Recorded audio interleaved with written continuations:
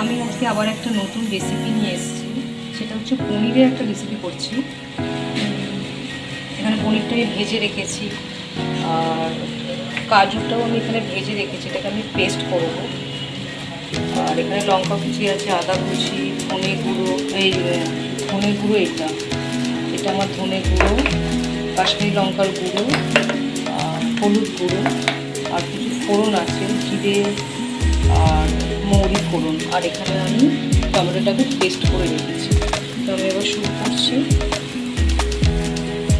প্রথমে আমি তেলটা আমার গরম হয়েই আছে, তো আমি এর মধ্যে জিরে গুঁড়োটা দিয়ে দিলাম, গোটা জিরেটা দিলাম, মৌরিটা দিলাম, এটা একটু নেড়ে নেবো। কাঁচা লঙ্কা কুচিটা দিলাম, আদা কুচিটা দিলাম, ভালো করে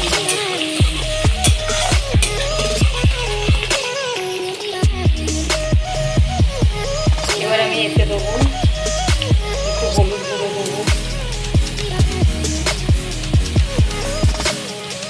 কাশ্মীরি লঙ্কার গুঁড়ো দেবো,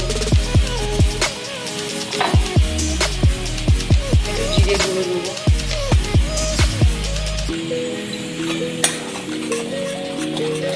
ভালো করে একটু মশলাটা কষিয়ে নেব।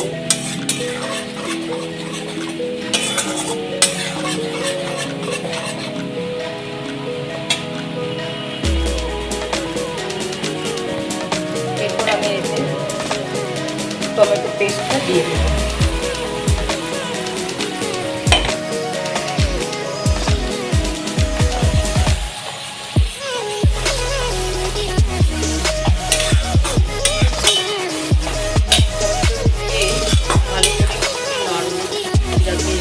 টমেটোর কাঁচা গন্ধটা চলে যায়,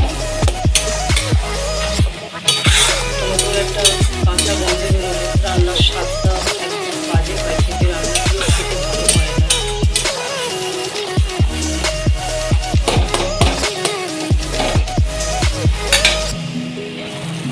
টমেটোটা কিছুটা ফুটে ফুটে এসছে, তো যেহেতু এটা খুব একদম নিরামিষ রান্না, শ্রাবণ মাস চলছে, নিরামিষ পনিরের আইটেম, তো নুনটা এবার একটু আমি দিয়ে দিলাম। অনেকেই নিরামিষ খাও শ্রাবণ মাসে, অল্প একটু নুন দিলাম, আবার ভালো করে তাকে নেড়ে নিলাম। একটুখানি ভালো করে কষিয়ে মজিয়ে রান্না করলে তো খুব ভালো লাগে খেতে, তাই না?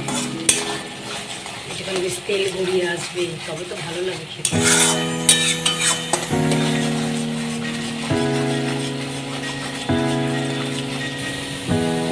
এবারেতে আমি নুন দিয়ে দিলাম, এবার আমি এতে একটু চিনি দেবো, 1 চামচ মতো চিনি দিলাম,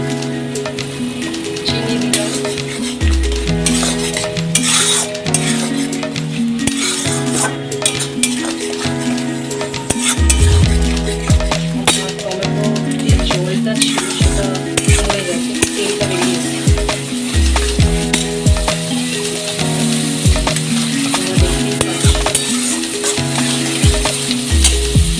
এবার আমি এতে কাজু পেস্টটা দিয়ে দিলাম।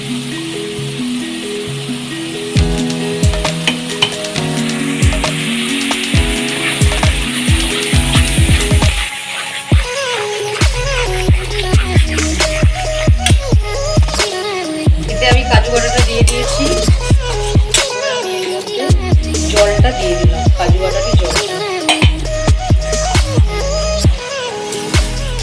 ভালো করে নেড়ে নেবো।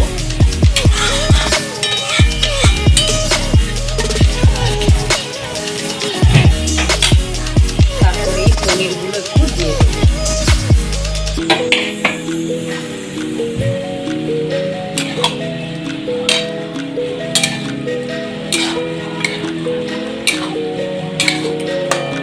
ভালো করে ফুটবে, আমি একটুখানি গরম জল দিচ্ছি, যাতে একটুখানি ভালো করে ফুটে যায়। বেশি জল দেবো না, অল্পই দেবো।